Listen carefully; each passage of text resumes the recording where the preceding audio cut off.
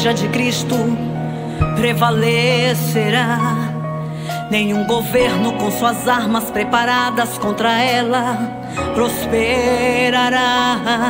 Pois a igreja tem um dono e o seu nome é Jesus. É Ele quem resplandecente vem com sua luz, combatendo as trevas, desfazendo as obras do mal. É Ele quem passeia entre os cartiçais. Ele contempla tudo, é o príncipe da paz.